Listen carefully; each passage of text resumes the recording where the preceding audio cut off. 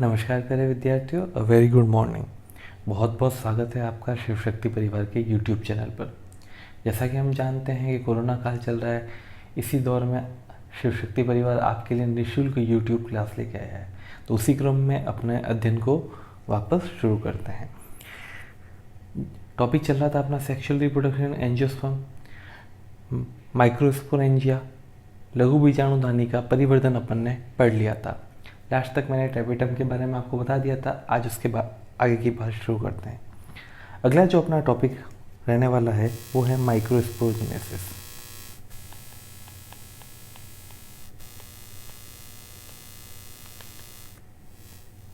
Microsporogenesis ये अपना topic रहने वाला है। हिंदी में कहा जाता है इसे लघु बीजाणु जनन।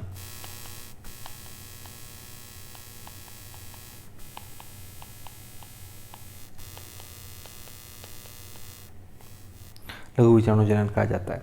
देखिए, थोड़ा सा रिकॉल करवा लेता हूँ।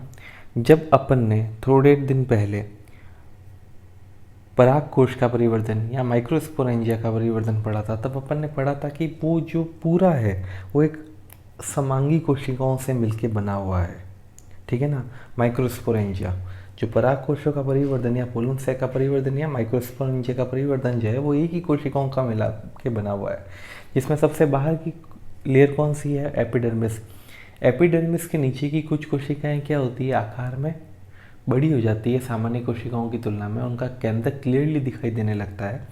उनका जीव द्रव्य गाढ़ा हो जाता है, साइटोप्लाज्म डेंस हो जाता है, प्रोटोप्लाज्म डेंस हो जाता है। तो उन कोशिकाओं को अपन ने नाम दिया था प्रसूतक कोशिका।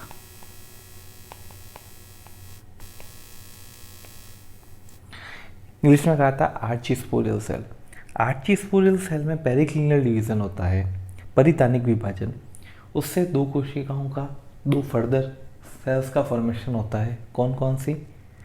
प्राइमरी पैराइटल सेल्स और primary sporogenous cells. Primary parietal cells मतलब प्राथमिक भित्तीय कोशिका, और प्राइमरी स्पोरोजीनियस सेल्स मतलब प्राथमिक बीजाणुजन कोशिका। अब प्राथमिक भित्तीय कोशिका में फर्दर डिवीजन मैंने बताए थे, तब अपन की लेयरिंग्स जो है वो क्लियर हो गई थी। जहाँ तक कि आपको याद होगा, जैसे अपन ने बात की थी एपिडर्मिस की, बात की थी एंडोस्थीशियम की, बात की थी एंडोस्थीशियम के बाद मिडिल लेयर की बात की थी, मिडिल लेयर के बाद टेपिटम की बात की थी। तो एपिडर्मिस तो आउटर मोस्ट, एपिडर्मिस के नीचे की कुछ कोशिकाएं सामान्य की तुलना में बड़ी हुई, उन्हें क्या नाम दिया गया? आर्चीस्पोरियल सेल। और आर्चीस्पोरियल सेल में डिवीज़न हुआ तब अपने सामने ये कुछ लेयर्स आई। कौन कौन सी लेयर्स आई? नाम याद होना चाहिए, एंडोस्थीशियम, मिडिल लेयर और टेपिटम। अगर पूर्ण रूप से पूछूंगा तो एपिडर्मिस, एंडोस्थीशियम, मिडिल लेयर और टेपिटम। क्लियर है यहाँ तक बात? ये तो आपकी बात हो गई थी प्राइमरी पैराइटल सेल्स की। अब जो प्राइमरी स्पोरोजेनस सेल्स है उसके बारे में मैंने आपको उस समय बता दिया था। अब माइक्रोस्पोरोजेनस के बारे में बात करते हैं, लघु बीजाणु जनन के बारे में बात करते हैं। 2 नंबर का सवाल आने की संभावनाएं बोर्ड में बहुत ज़्यादा रहेगी। आरबीएससी स्टूडेंट हो या सीबीएसई स्टूडेंट हो, दोनों के लिए इम्पोर्टेंट है। तो शुरू करते हैं अपने टॉपिक को। माइक्रोस्पोरोजेनेसिस। देखिए, ध्यान से सुनिएगा। इस कंडीशन में जब एंथर अपीयर होगा, जब एंथर दिखेगा, तो एंथर की जो ग्रोथ होगी वो हल्की सी आउट ग्रोथ के रूप में दिखेगी। ठीक है ना, कि एंथर की एक हल्की सी आउट ग्रोथ हो रही है इस कंडीशन में। ये बहुत इनिशियल कंडीशन है, जिसका शेप दिखेगा स्पेरिकल या ओवल टाइप का दिखेगा। इस समय अपन को ये तो पता है कि एक समान कोशिकाओं को घेरे हुए रखी हुई है। ठीक है, एक समान कोशिकाओं का समूह है, क्योंकि ये शुरुआती कंडीशन है। एक समान कोशिकाओं का समूह चल रहा है। ठीक है, जो एक सिंगल लेयर से कवर है, उस सिंगल लेयर का नाम क्या है? एपिडर्मिस है। ठीक है, फिर अपन ने बात की थी कि इसमें कुछ स्पेसिफिक टाइप की सेल्स प्रेजेंट होती है। ठीक है, जिनमें क्या होता है? डेंस क्या है उसका? साइटोप्लाज्म है, और क्लियरली न्यूक्लियस भी दिखाई दे रहा है। उन कोशिकाओं को अपन नाम देते हैं प्राइमरी स्पोरोजेनस सेल्स। यहाँ फिर बता देता हूँ, यहाँ प्रसूतक कोशिका की बात नहीं की है मैंने। प्रसूतक कोशिका का फर्दर डिवीज़न हुआ, उससे एक अपन को कुछ स्पेसिफिक टाइप की सेल्स दिख रही है, जिसमें डेंस तो क्या है? साइटोप्लाज्म है, और एक क्लियरली विजिबल न्यूक्लियस प्रेजेंट है। तो इन कोशिकाओं को नाम दिया मैंने प्राइमरी स्पोरोजेनस सेल्स, प्राथमिक बीजाणुजन कोशिका। अब ये जो प्राथमिक बीजाणुजन कोशिका है,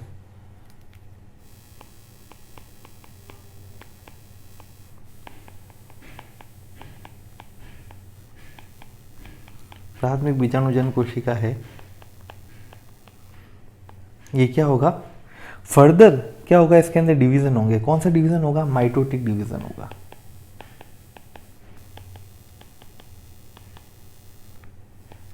और ये 2 बार या 2 से ज़्यादा बार हो सकता है, ठीक है।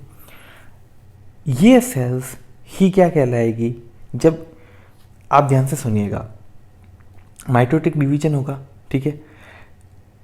तो ये जो स्पोरोजिनस सेल है, ये डिफ्रेंशिएट अपन किस में करेंगे, इसको अपन डिफ्रेंशिएट करेंगे माइक्रोस्पोर मदर सेल के अंदर।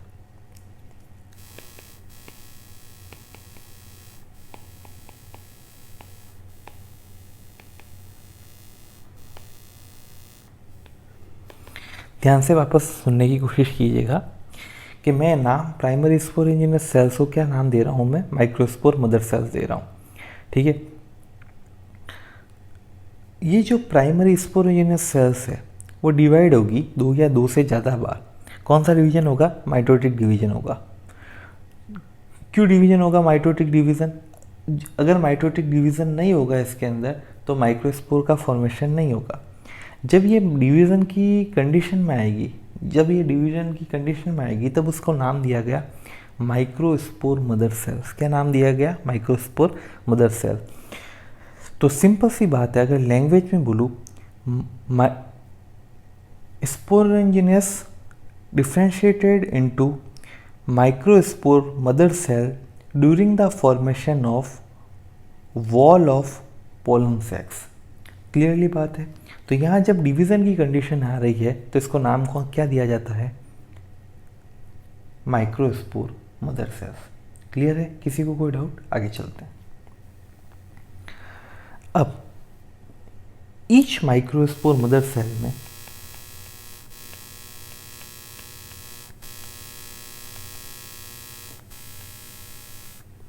हिंदी में कहते हैं लघु बीजाणु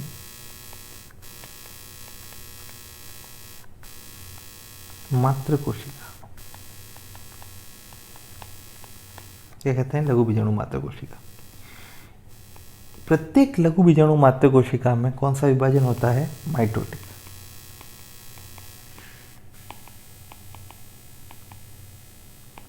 माइटोटिक डिवीजन होता है जिससे कितने माइक्रोस्पोर का फॉर्मेशन हो रहा है, 4 हैप्लॉइड माइक्रोस्पोर।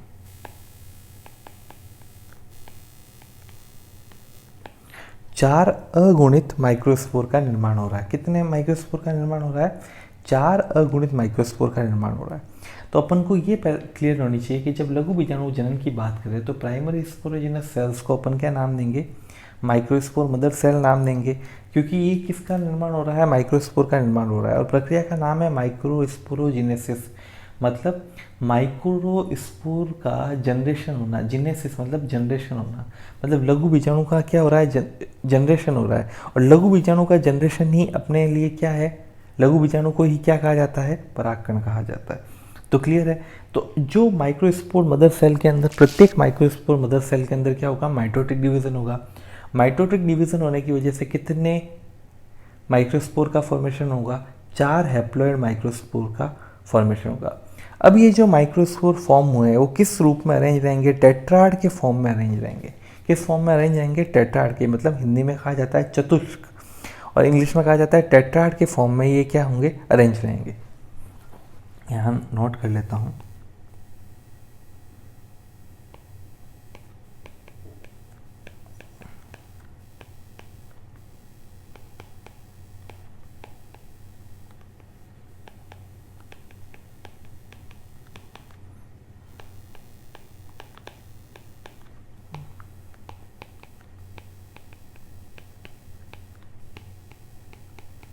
किस रूप में व्यवस्थित रहेंगे, चतुष्क रूप में व्यवस्थित रहेंगे। अगर आपसे पूछ ले किस रूप में व्यवस्थित रहेंगे तो आपको बताना है किस रूप में व्यवस्थित रहेंगे, चतुष्क रूप में व्यवस्थित रहेंगे। यहाँ तक एकदम क्लियर है, कोई डाउट नहीं रहेगा। वैसे इतना हार्ड है नहीं कि आपको डाउट आएगा, क्योंकि ये जो माइक्रोस्पोरोजेनेसिस है इसमें कुछ है नहीं, तो इसमें आपको हार्ड लगने वाली कोई बात होनी नहीं चाहिए। तो ये किस रूप में व्यवस्थित है, चतुष्क रूप में व्यवस्थित है। थोड़ा सा और अच्छे से समझने की कोशिश करते हैं।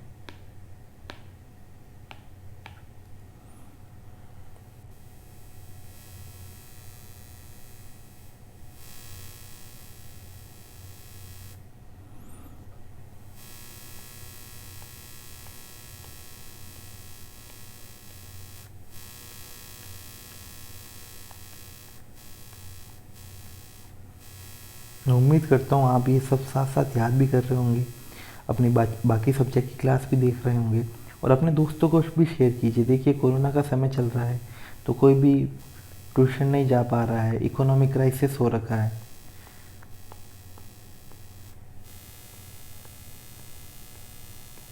तो जितने बच्चों तक निःशुल्क क्लास पहुंचेगी उतना अच्छा होगा।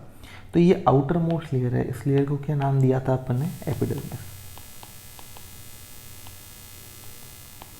एपिडर्मिस के नीचे की कोशिकाओं का रोल है, किसका रोल है? एपिडर्मिस के नीचे की कोशिकाओं का रोल है। जैसे ये एपिडर्मिस, एपिडर्मिस के नीचे की ये कोशिका मान लेते हैं, ये जो अपने नॉर्मल आकार में बड़ी हो गई, ठीक है, जिसका न्यूक्लियस क्या है क्लियरली दिखाई दे रहा है, ठीक है। न्यूक्लियस को थोड़ा सा डार्क तरीके से रिप्रेजेंट कर लेते हैं, न्यूक्लियस इसका क्लियरली दिखाई दे रहा है, साइटोप्लाज्म इसका डेंस है, इसको क्या नाम दिया? क्या नाम दिया था? देखिए आप मन में साथ साथ बोलिए, आर्ची स्पोरियल सेल।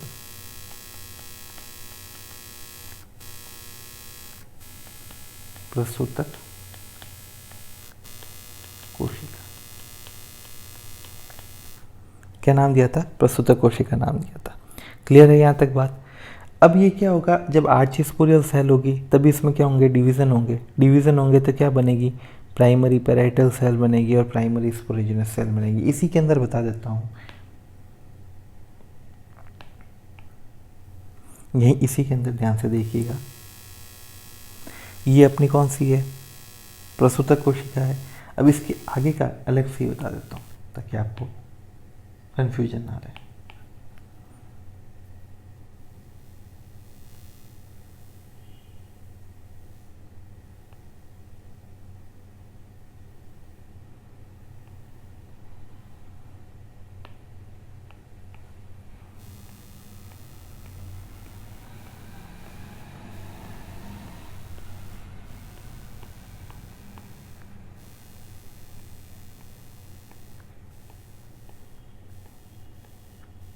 ये कौन सी लेयर चल रही है?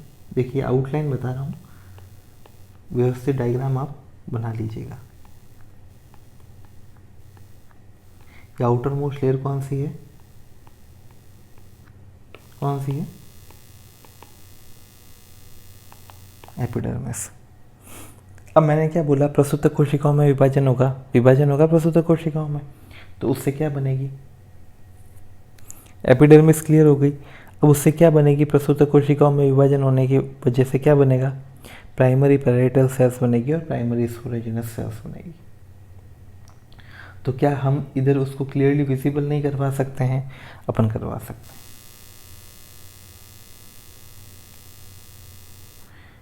तो ये तो हो गई और ये हो गई, तो इसको कहा जाएगा primary parietal sales.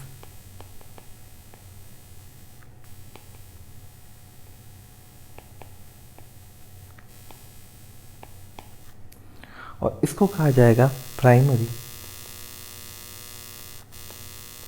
Sporogenous sales. Primary parietal cells और प्राइमरी स्पोरोजिनस सेल्स। क्लियर है? जो बीच का रीजन होगा वो प्रोकैम्बियल स्टैंड है, जिसके बारे में अपन ने पहले बात कर रखी है। तो यहाँ तक अपन को कोई डाउट नहीं है, एकदम चीज़ क्लियर है। संरचना पूरी मैंने आपको पहले बता रखी है। क्लियर? आगे बढ़े, आगे बढ़ते हैं।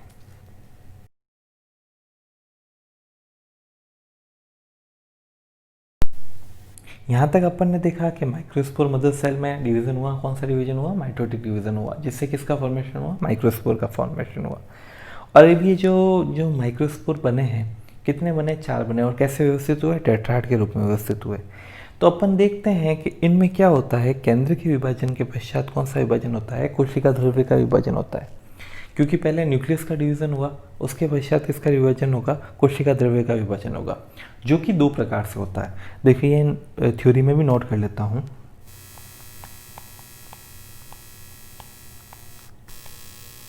विभाजन के पश्चात कोशिका द्रव्य विभाजन होता है,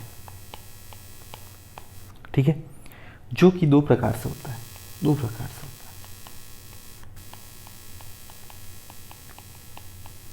फिर बोल देता हूँ ये वाला जो पॉइंट मैं जो आपको बता रहा हूँ ये आपके बोर्ड में शायद नहीं है, जहाँ तक मुझे पता है ये बोर्ड में नहीं है, ये अपना नीट के लिए बता रहा हूँ मैं, ये बोर्ड में नहीं है।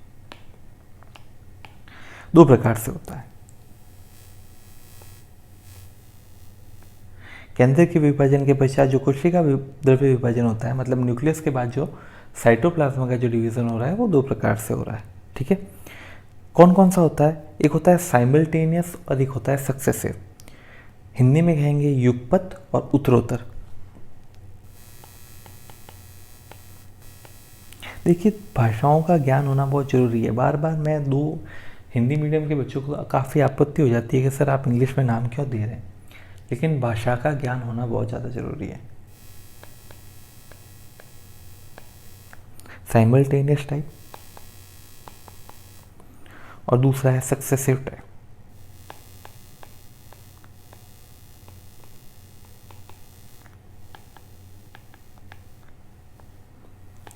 साइमल्टेनियस को कहा जाता है युगपत और सक्सेसिव को कहा जाता है उत्तरोत्तर। क्या कहा जाता है? उत्तरोत्तर। ये डाइकोट्स में और ये मोनोकोट्स, ये डाइकोट में और ये मोनोकोट में। अब ध्यान से सुनिए, फ़र्क क्या है दोनों में उसके बारे में बात करते हैं। थोड़ा सा स्क्रीन को नीचे ले लेता हूँ ताकि आपको यहीं मैं फ़र्क समझा पाऊँ बड़ा बड़ा। देखिए,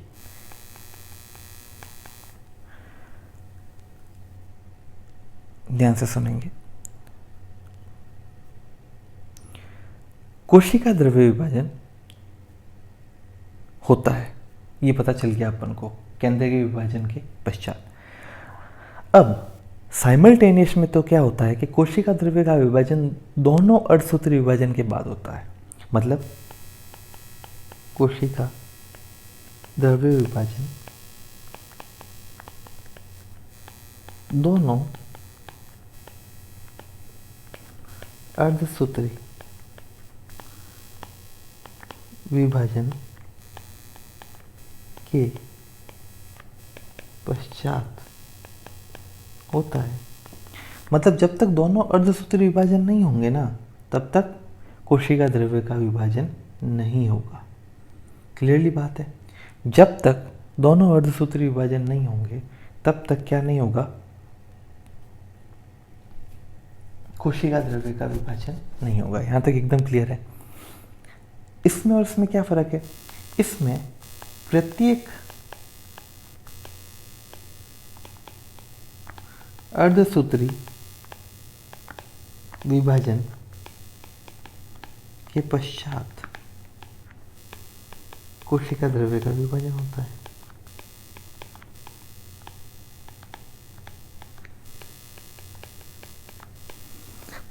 क्या हो रहा है इसमें?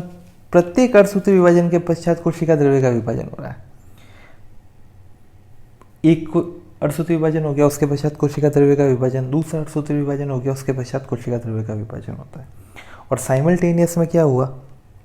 ध्यान से सुनिए, साइमल्टेनियस में क्या होता है कि कोशिका द्रव्य का विभाजन दोनों अर्धसूत्री विभाजन के पश्चात है और सक्सेसिव में एक अर्धसूत्री विभाजन हुआ फिर कोशिका द्रव्य का विभाजन हो गया। ठीक है, क्योंकि अब ध्यान से देखिए, अर्धसूत्री विभाजन की प्रक्रिया दो चरणों में पूरी होती है। अर्धसूत्री विभाजन प्रथम और अर्धसूत्री विभाजन सेकंड, जो कि अपन 11वीं क्लास में काफ़ी डिटेल में पढ़ रखा है।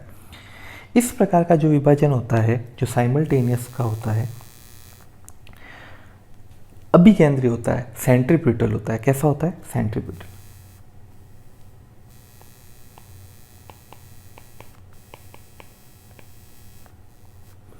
हिंदी में भी लिख देता हूं, अभिकेंद्री। अभिकेंद्री का मतलब क्या होता है कि परिधि से केंद्र की ओर प्लेट का फॉर्मेशन होगा, डिवीजन होगा। जब प्लेट का निर्माण होगा वो कहाँ से होगा? परिधि से केंद्र की ओर प्लेट का फॉर्मेशन होगा। क्लियरली बात है। और जो सेल को चार भागों में डिफ्रेंशिएट करेगा, कितनी भागों में डिफ्रेंशिएट करेगा? चार भागों में डिफ्रेंशिएट करेगा। तो यहाँ तक ये भी समझ में आ गया। अगला पॉइंट भी बता देता हूँ। सक्सेसिव टाइप में कोशिका जो प्लेट का मतलब सेल प्लेट का फॉर्मेशन होगा वो कहाँ होगा, सेंटर में होगा, ठीक है, जो कि परिधि की ओर जाएगी। सेंटर में प्लेट का फॉर्मेशन हो रहा है और परिधि की तरफ जा रही है और कोशिका को दो समान भागों में विभाजित कर रही है, ठीक है, जिससे क्या बनेगा, समद्विपार्श्विक चतुष्क का निर्माण होगा, समद्विपार्श्विक चतुष्क का निर्माण होगा। तो यहाँ तक एकदम क्लियर है। साइमल्टेनियस टाइप क्या होता है, सक्सेसिव टाइप क्या होता है, ठीक है। इसको अपन डायग्राम से भी समझ सकते हैं। मैं डायग्राम आपके साथ जो अपना टेलीग्राम ग्रुप है उसमें अटैच कर दूंगा, तो उसको आप डायग्राम से एक बार देख लेना। तो बोर्ड के लिए आपके लिए इतना इम्पोर्टेंट नहीं है, लेकिन नीट एग्ज़ाम के लिए इम्पोर्टेंट है। यहाँ तक एकदम क्लियर, किसी को कोई डाउट नहीं। अब एक और चीज़ की बात करते हैं, पॉलिनियम की।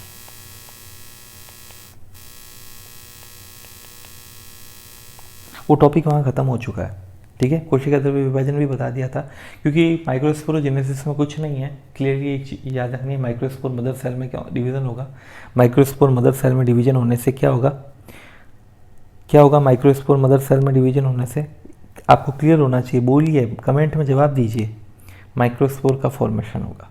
अब पॉलिनियम की बात करते हैं। तो कुछ फैमिली है एस्केलेपिडियसी या ऑर्किडियसी फैमिली, एस्केलेपिडियसी ऑर्किडियसी फैमिली। उसके अंदर क्या होता है, ये लघु बीजाणुधनी या पोलन ग्रेन होते हैं, वो आपस में सारे जुड़ जाते हैं, ठीक है, और एक विशेष प्रकार की संरचना का निर्माण करते हैं जिसे कहा जाता है पोलिनियम। क्या कहा जाता है, पोलिनियम। फिर बता देता हूँ, सीबीएसई में शायद ये नहीं है, आरबीएसई में ही है।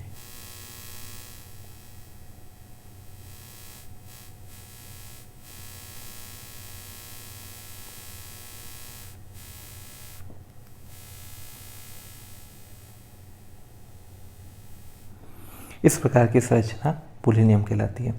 कौन से फैमिली में, एस्केलेपिडियसी में या ऑर्किडियसी में क्या सारी लघु बीजाणुधानियाँ एकत्रित हो जाती है और इस प्रकार की संरचना का निर्माण करती है। सारी बीजाणुधानी एकत्रित हो गई या सारे परागकण एकत्रित हो गए, पोलन ग्रेन सारे एकत्रित हो गए और सब एक दूसरे से फ्यूज हो गए, जुड़ गए, तो इस प्रकार की संरचना का निर्माण होता है, जिसे क्या कहा जाता है, पोलिनियम कहा जाता है। जो आप अब संरचना बताइए, तो इसके पार्ट के बारे में बात करते हैं। ये जो ऊपर का पार्ट आपको दिख रहा है, इसको कहा जाता है कॉर्पस्क्यूलम।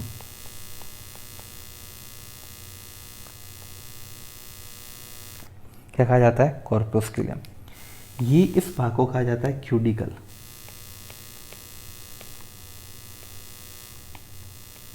क्यूडिकल क्या कहा जाता है, क्यूडिकल। और ये जो स्ट्रक्चर है आपके नीचे वाली, इसे कहा जाता है पोलिनियम।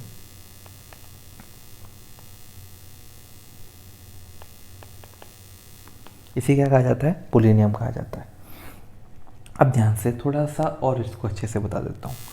यहाँ इस प्रकार की संरचना है। आरबीएससी वालों, एक नंबर के लिए इंपॉर्टेंट है, आता नहीं है जनरली लेकिन इंपॉर्टेंट है।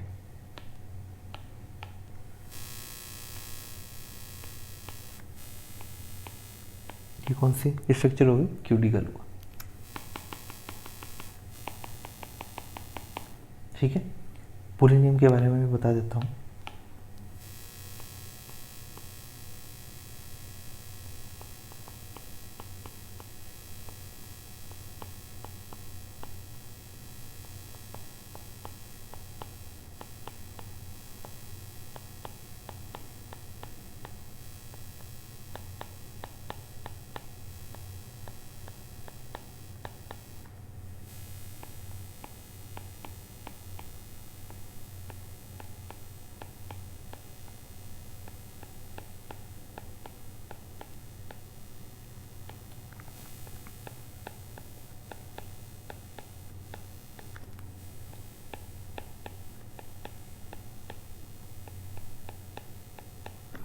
तो ये जो संरचना आपको दिखाई दे रही है, ये पोलिनियम कहलाती है, ठीक है।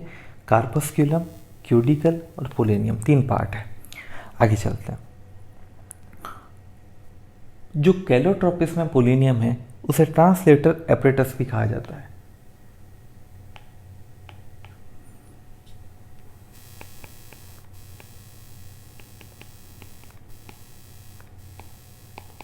Of Calotropis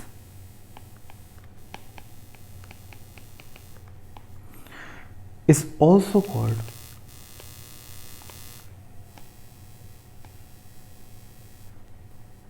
translator apparatus.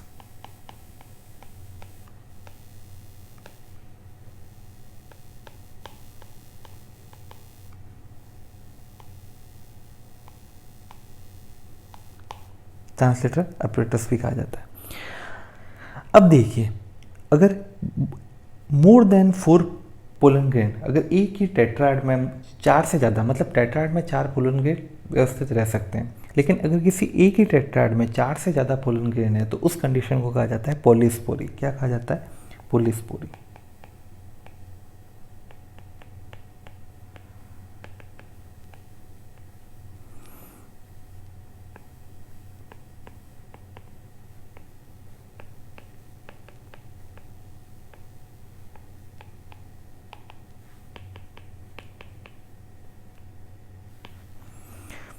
अब जब चतुष्क का निर्माण होता है तो कुछ विशेष प्रकार की संरचनाओं का निर्माण होता है। तो जो संरचनाएं हैं वो मैं आपको ग्रुप के माध्यम से भेज दूंगा। आपको की कंसेप्ट समझ में आ जाना चाहिए। संरचनाओं में अगर कोई डाउट लगे आपको तो आप मेरे से पूछ सकते हैं। अगर सक्सेसिव और साइमल्टेनियस को अगर आपको डायग्राम से समझना है तो भी आप मुझसे पूछ सकते हैं। तो यहाँ तक अपना बिल्कुल टॉपिक एकदम अच्छे से क्लियर हो चुका है। कल अपन परागकण की संरचना के बारे में बात करेंगे, मेल गैमेटोफाइट के बारे में बात करेंगे, और उसके बारे में पोस्ट पोलिनेशन डेवलपमेंट क्या होता है या पोलिनेशन क्या होता है उसके बारे में बात करेंगे। ठीक है, यहाँ तक आपने देखा, बहुत अच्छे से समझ में आया होगा। आपको कोई डाउट रहा हो तो आप मेरे को पूछ सकते हैं व्हाट्सएप के माध्यम से, टेलीग्राम के माध्यम से। और स्कूल के व्हाट्सएप ग्रुप और टेलीग्राम ग्रुप से जुड़िए और स्कूल के फेसबुक पेज से भी जुड़िए, ताकि आपको जो रेगुलर अपडेट है, जो क्लासों का शेड्यूल है, वो पता रह सके। बहुत बहुत धन्यवाद।